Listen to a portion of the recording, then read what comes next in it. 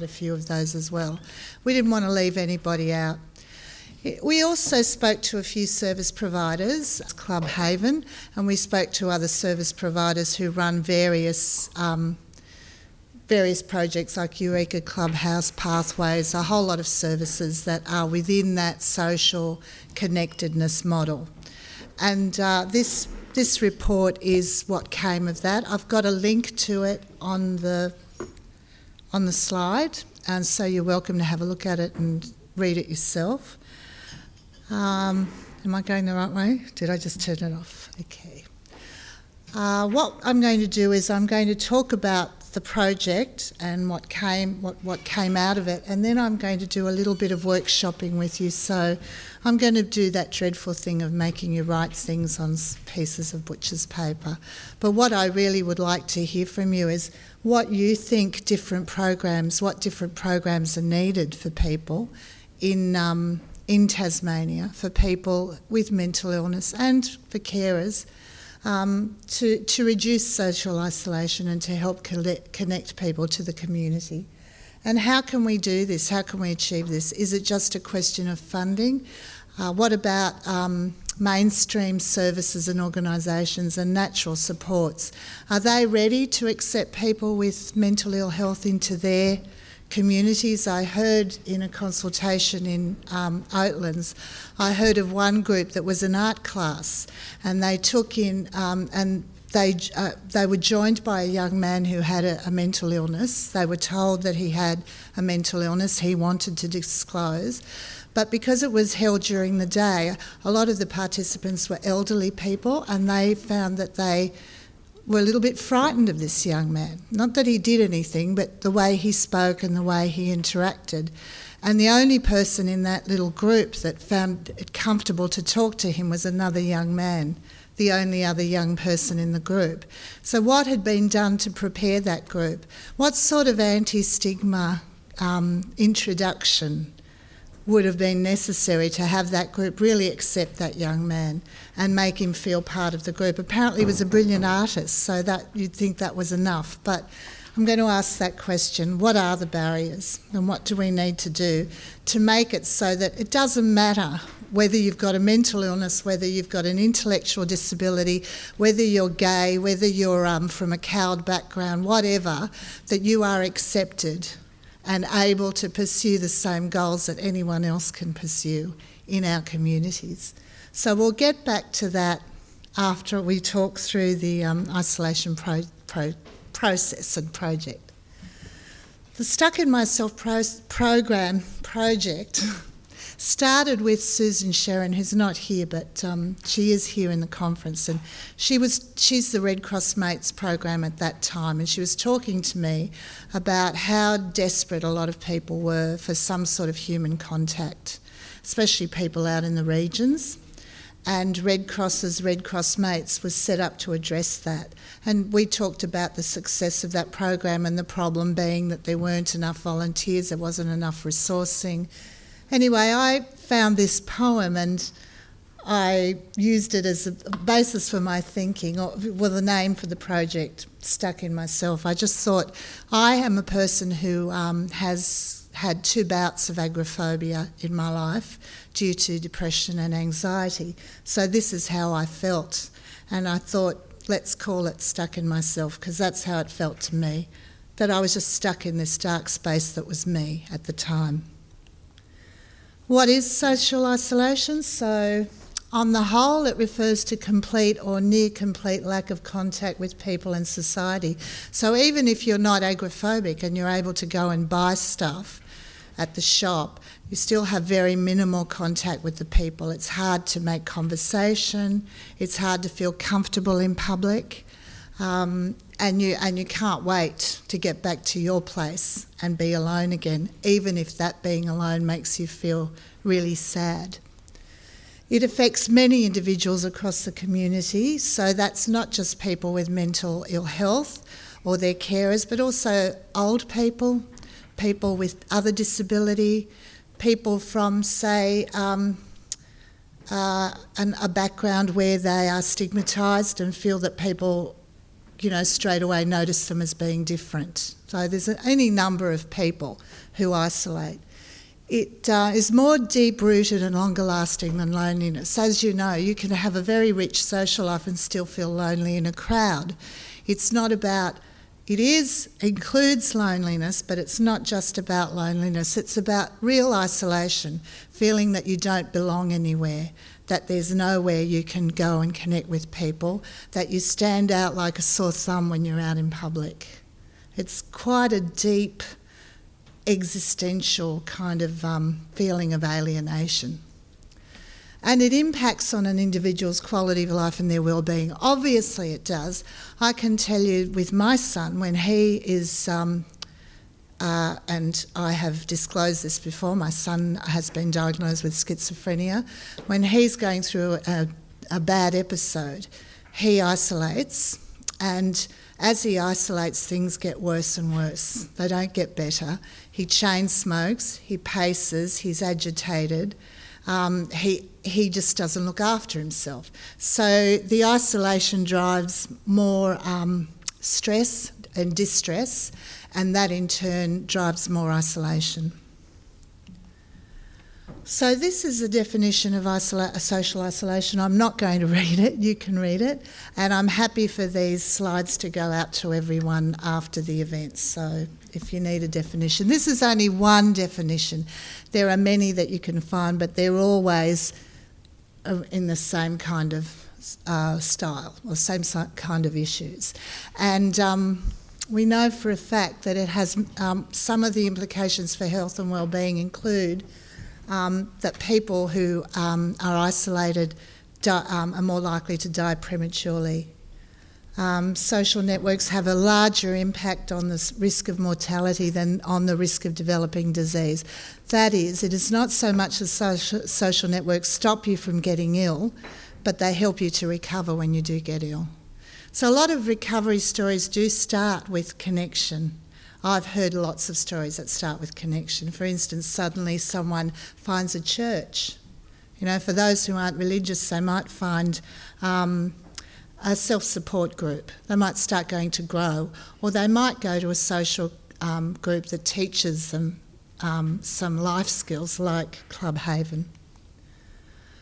This is one of the consumers that we spoke to said that he felt that his house was like his prison, and I can really relate to that. And that what helped him was actually getting out and associating with people who have become his friends and his colleagues. And the kind of things that people told us were very similar to this. They said that what really helped them was finally, even if it was one day a week, knowing that they were going to Eureka Clubhouse or one of those kinds of programs where they knew they could sit down and have a cup of tea and talk to someone else. That usually progressed to learning something new, learning how to cook, learning how to some life skills, learning how to use a computer, a whole lot of other things that they weren't even thinking about when they first made the connection. So once you make a connection and you meet with other people, you meet with your peers, then you feel like maybe I can do that too. What my peer is doing, I can learn to do as well. But it's not just about peers, and it's not just about clubs that are for people who have mental ill health. Because I think the ultimate goal for everyone is to feel comfortable in the community with people, with everyone, not just with other people who have a mental illness. Having a mental illness and being able to form that kind of peer association is really good because you know you're not alone. And that's a really strong foundation for moving forward, to know you're not alone, to know that you're not. And when you're in the dark depths of a depression, I can tell you, or some other episode, you're busy telling yourself you are alone, that you're the worst person on the planet and nobody could possibly care about you. And that's what we're talking about breaking out of. But once you've broken out of that, to move, to open the world open up before you and to be able to feel comfortable in the community as a whole, that's the main goal, and that's the kind of goal of these organisations that run these programs. This is another consumer. who felt that, and some consumers talked about feeling that they needed to isolate. And I think we can all also understand that. When you're feeling really down, when you're feeling sick, any one of us, when we're not feeling well, we don't want people around us. We want to be on our own. We want to sometimes go and lick our wounds. But when it becomes just the way you operate day in, day out, that's when it gets really bad.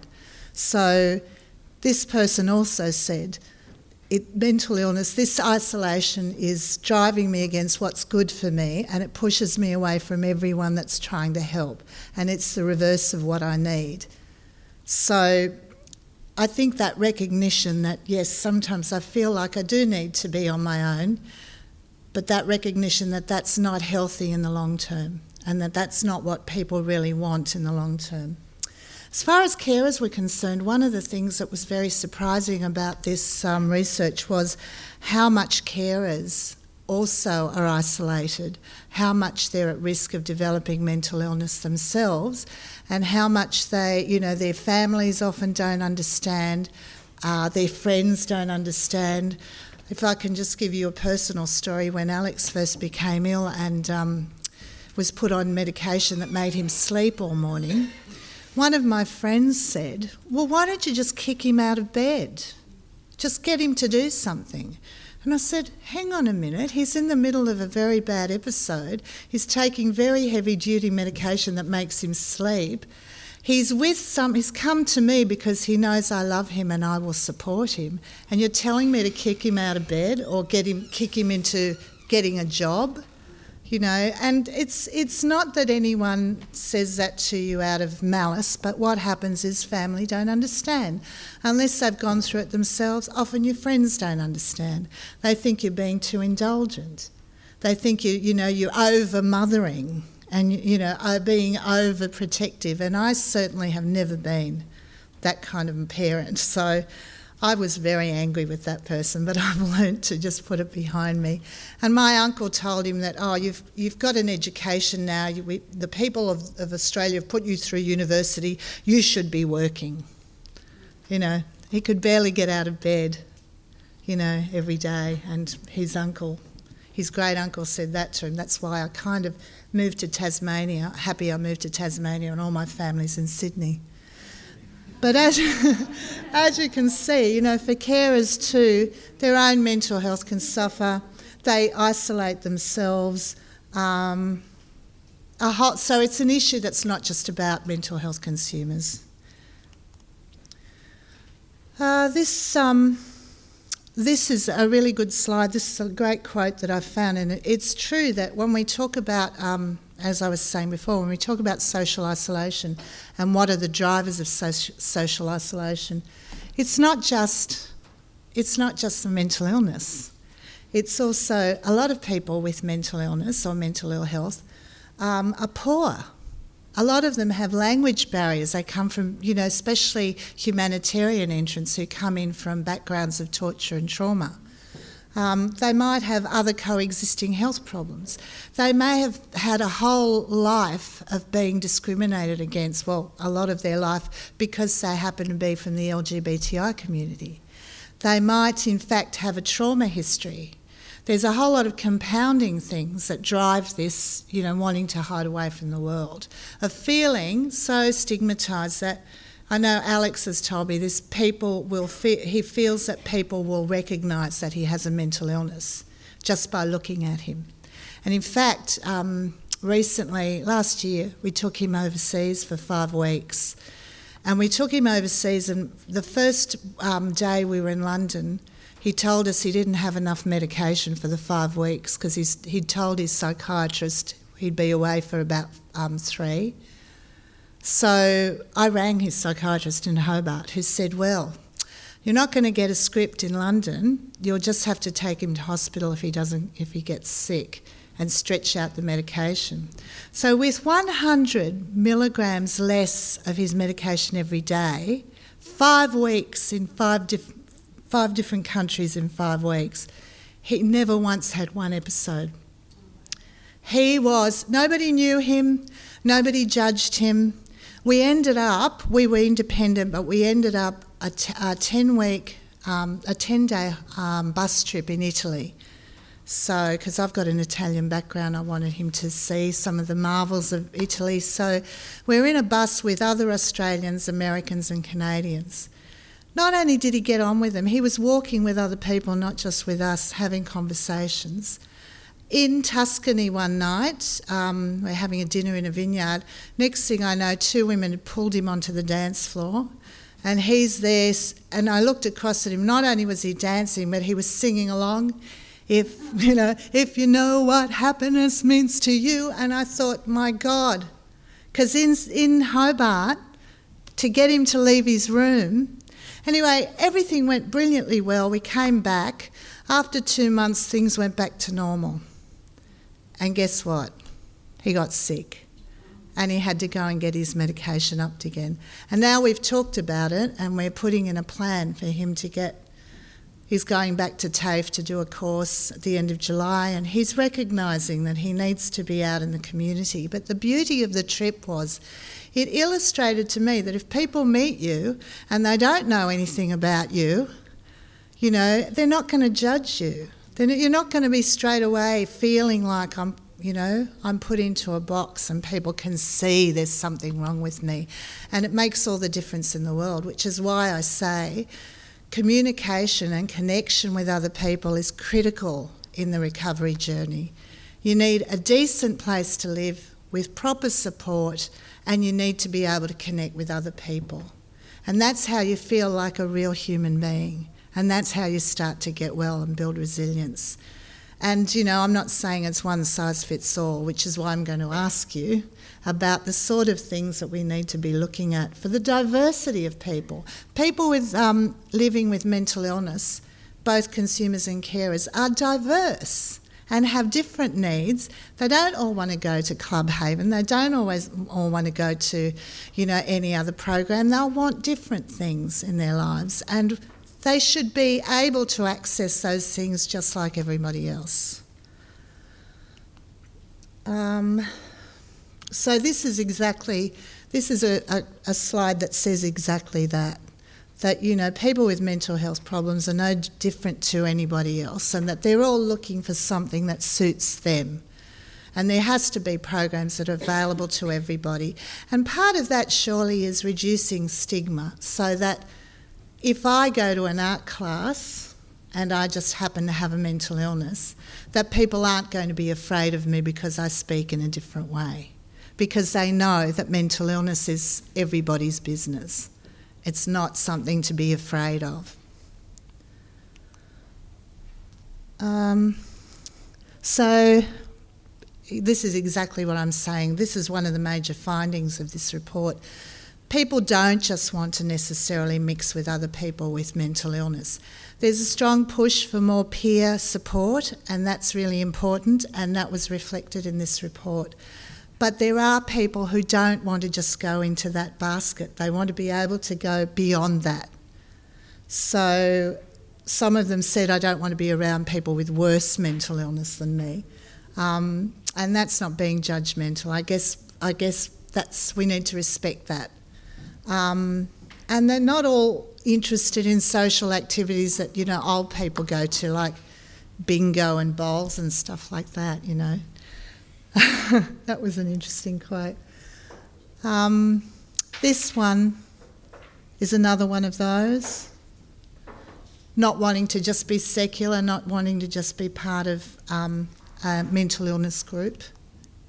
So now, I don't want to talk anymore. I've actually put, I'll just go back. I've actually put, that's the Stuck in Myself link, if you want to go to our website and read the report.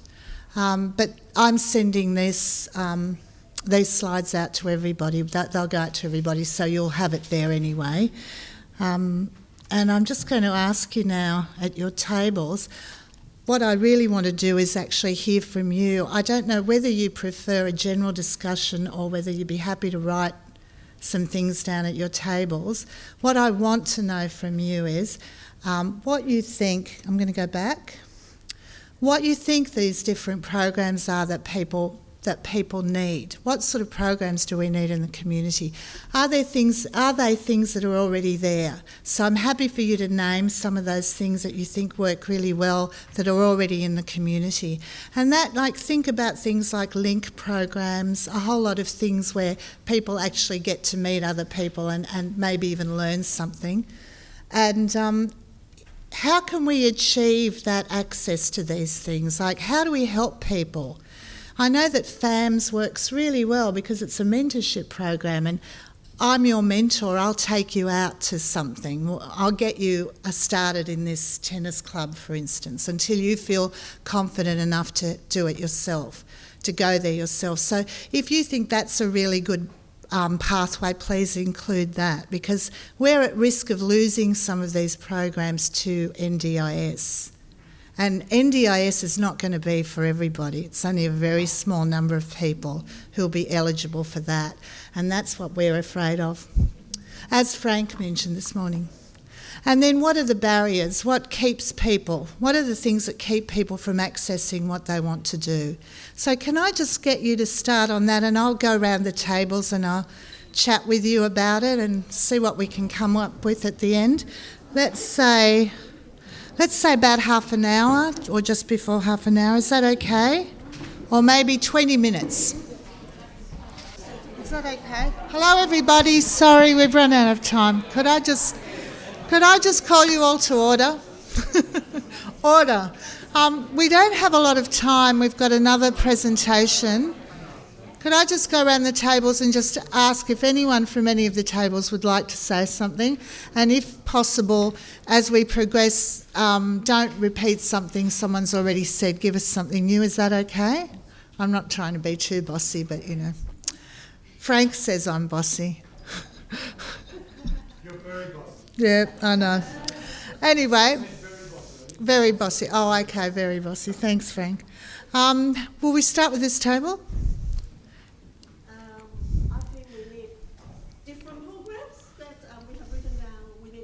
Do you want to maybe come and talk here? It might be just easier to hear you. And can I keep these butcher papers? Thank you. We keep, if you like. Yeah.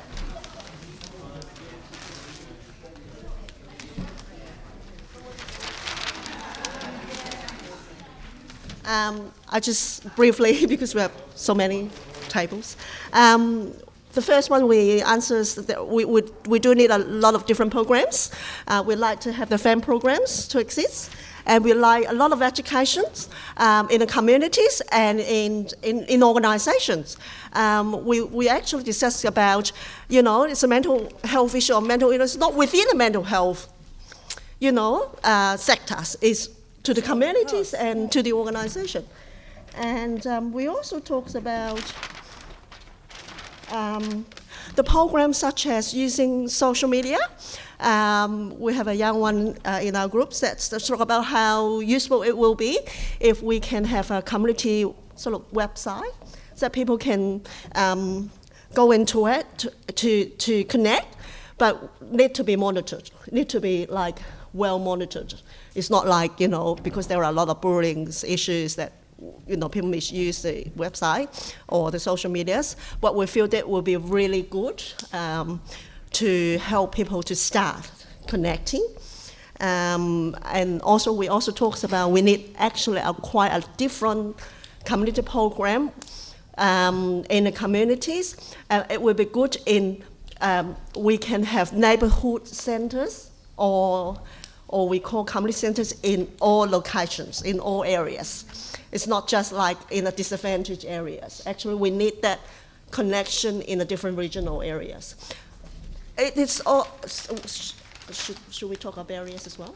Well, if you'd like to just mention a couple of barriers, I'm sure everyone else has got plenty as well. Yeah, because that program also addresses a lot of barriers. To have those programs can address a lot of barriers about stigmas, self-stigmas, because we also talk about transport issues. If we have neighborhood kind of programs that will reduce a lot of transport issues.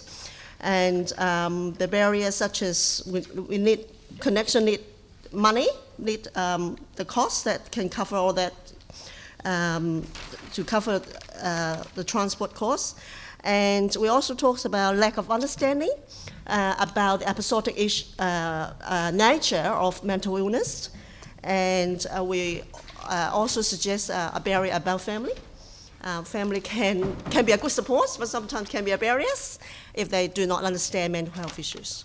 So that's what we've got. Thank you. So maybe we'll go to the next table, but maybe just one or two things rather than, because we don't have a lot of time. So, oh good, you've got a...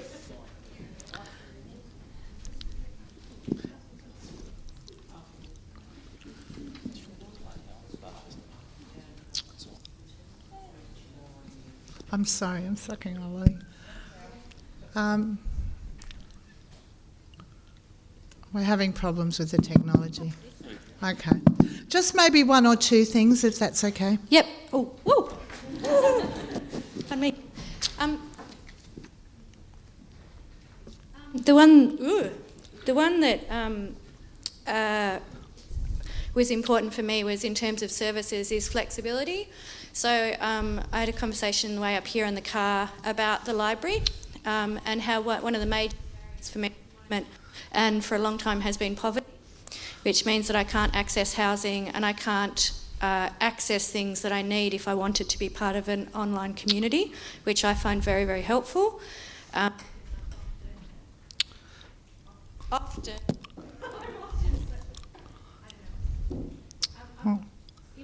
if I'm isolated, I need that online community to make that connection that you're talking about.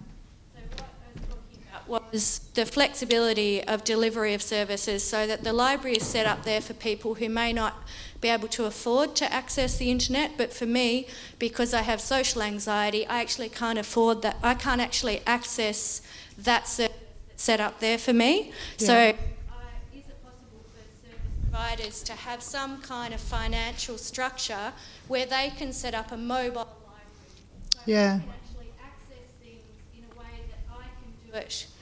Because for me, geez, the days that I could walk through the door of the library are so few, but I do need to be able to do it because I don't have another way of accessing online services. Right. So that was the flexible delivery of services, just really rethinking about how we can do it, like rethinking on a big scale how those services are delivered. Yeah.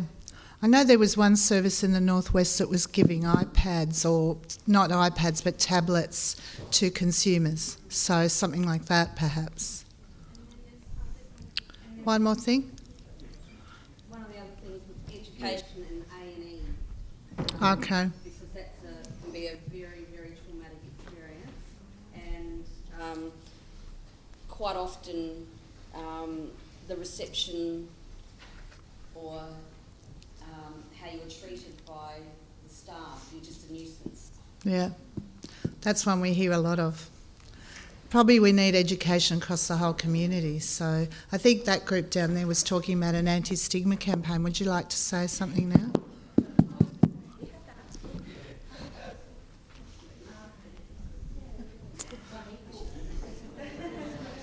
Into this. So we just had the idea of an anti-stigma campaign or something that would actually program that would roll out to small businesses so they could gain access to some form of training and development, and then they would get like an emblem or something that would be on their window as a stigma-free employer. Right, like a rainbow flag for, yeah, okay. Yeah, so they could have, employees might have access to mental health first aid training. Okay. And just to bring them up to educate them about mental health. Yeah, and they're really embedded in communities, so, yeah, thank you. What about this table in the middle? Anything to add? Well, other programs, Thames has been mentioned, but and Club Haven, so there, but then also mates program, different support groups in the community, whether they're aligned with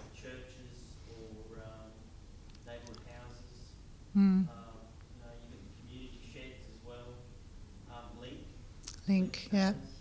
Volunteer Yeah. tennis, education, short courses. Well, someone was talking about short courses and talking about if they're courses that you have to pay for and then you get sick, there's no real understanding of the fluctuating nature of mental illness and people don't often get their money back. So, and it should be free, exactly. And also with those community programs, it's also a question of who funds them. So government won't be prepared to fund them all, but we want government to keep funding the ones that are already being provided. And maybe we need to look to making sure government understands that social programs, connectedness programs, are really important to people's recovery, and they're not just extras that we can just slice away when there's no money. Can I just add Yeah. to that? There are organisations like Pathways Yeah. that can Yeah. provide brokers and courses and things like that. Yeah, that's right. But I don't know that people are that aware of them. So maybe we need to. One of the things around Rethink Mental Health is being making sure people know what's out there for them. And that's one of the big things we hear all the time that people don't know. So maybe that's something I'll put on I want to put together what you've given me today and write up a communique, make sure everyone gets it. So that table down there, would you like to say something? Just to add on to what everyone else has already put forward, we were thinking along the lines of community sporting groups, having a greater level of community education so that people are not excluded, they have it more accessible to everybody, and reduce stigma, discrimination and isolation. We put forward the suggestion of online communities, noting the positives and the negatives associated with online communities, and educating people about the potential of social inclusion to foster resilience and positive mental health. We also discussed community houses, men's sheds and existing Yeah. services in North West Tassie where we're working. We're looking at how, and the big problem for most events, no one knows that it's on. So having decent advertising, TV promotion or social media promotion, make it highly accessible. So Yeah. like, there's only programs for young kids, or put advertising out there that people of a certain demographic are more likely to see. Yeah. Yeah. Making it more accessible, public events like this, you have more consumers here, instead of it's very cool to be able to network with so many service Yeah. providers, but we need more people who consume and who can give us direct feedback. And having accessible language, That's we good. don't want to waffle on and sound Yeah. like absolute promise and no one gets it. Yeah. The final part with barriers, feeding on from what Frank mentioned this morning, short-term funding is ridiculous. It's far too brief considering the long-term, long-term scope of recovery and mental illness. Looking at outcome-based funding instead of going for like a business model here in a community services aspect, which just doesn't make sense. It's black and white thinking on grey areas. Okay. So trying to quantify. Oh, did you write that down? I want to quote that one. Black and white thinking on grey areas. I like that. You should copyright it. But I think May has also just demonstrated that, notwithstanding your earlier very harsh judgment, my writing is quite good. Oh, okay. All right, Frank, I retract that. Next table there. Have you got something you want to say? No? What everyone else has mentioned. Okay.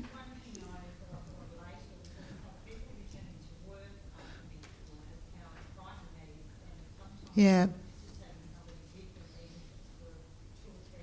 Yeah. Yeah. No, you're right.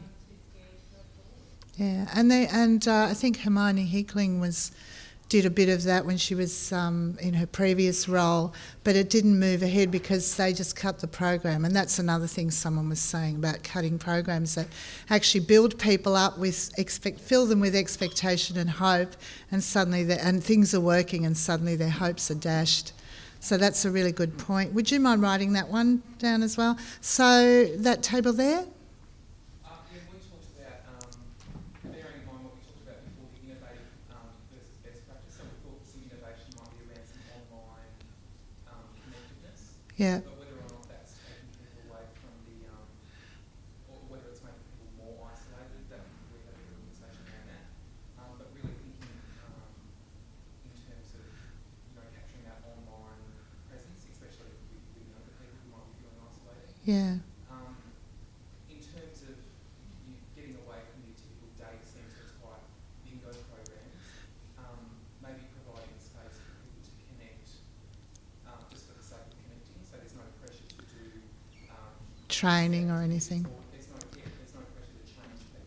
So they're walking in to a program with a deficit that needs to be Yeah, fixed, yeah, walking in with attributes that can be shared with people yeah, and connect to and learn and grow from it. yeah. No, that's a great point, because that's the very program we fear might not be subsidised, because there's all this emphasis on outcomes and, you know, getting a job or a pathway to training, and there are plenty of people who, well, a small number of people, but enough of them, who just getting out of bed and getting to a place where they can share a chat and a coffee is their road to recovery, and it might take them a long time to get beyond that. So having no ulterior motive behind Yeah. it, just having it as a connection space rather than changing things. Yeah, I like that. And also encouraging people to use their natural resources rather than their, these artificial services that we put in. So exploring that Yeah. rather than just automatically going, okay, we need to connect with other people. Let's set up a support group. Yeah. No, that's a good point. And Anglicare have just recently done a really good research project on natural supports, so I believe that's on their website as well. This table. Everything has already been said, really, and probably the big barrier being the way that the programs continue to change all the time, and funding changes, because it's not a short-term thing for an individual, it's a longer term. Okay. Not given the time to do it. Thank you for that. Thank you, everybody. The next steps are, I'm going to take these butcher paper, I'm going to put together a communique and send it out from the Mental Health Council. Thank you very much. And yeah, that's Thank me. you. Thank you. So if you'll join me in thanking Elida, I think that was further evidence, if we needed any, of her deep thinking and her powerful advocacy in this space. But in addition to those talents, you may not have realised that the cover art of this report was also done by Elida. So if you'll join me in thanking her and